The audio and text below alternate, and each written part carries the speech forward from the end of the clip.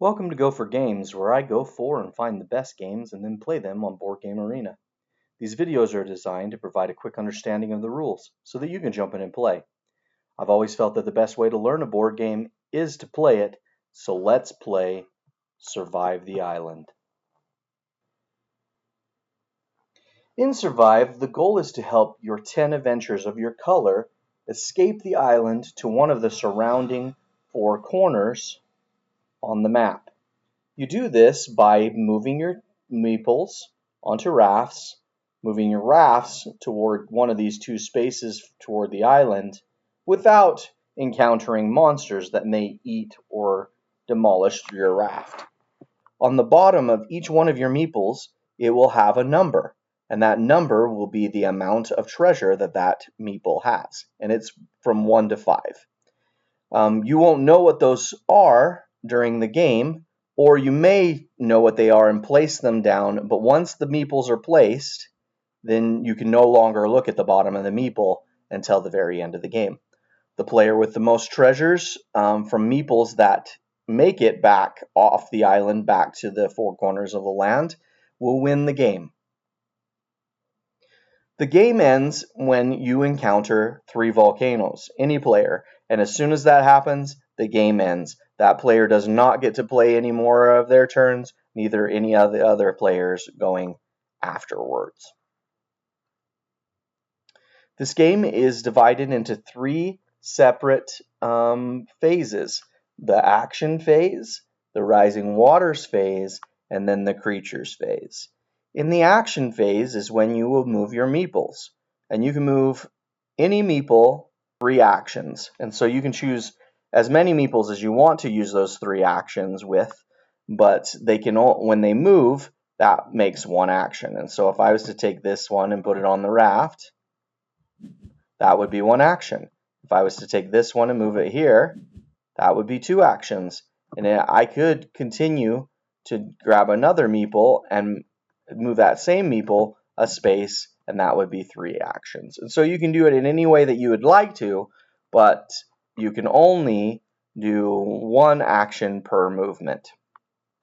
The rising waters phase is after you end your phase, then you will pick one of the tiles on the island, starting with the sand tiles.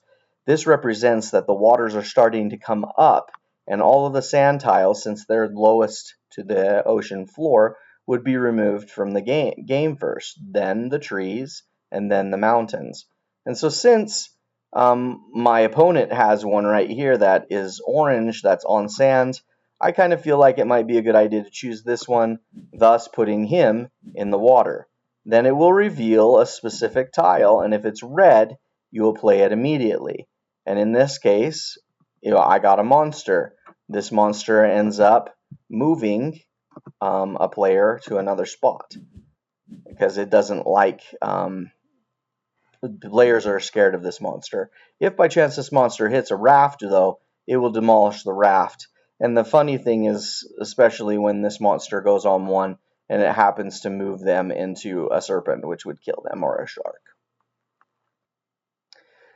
The third and final phase of your round will begin with the monster phase. And that monster phase is revealed by rolling this dice. And I roll the dice, and whatever it chooses, if it has that same color, in this case would be a shark, and since there are no sharks on the board, it wouldn't move. But if it rolled like a red, or for a serpent, I would move the serpent. And if I rolled a blue, then I would move this other kaju,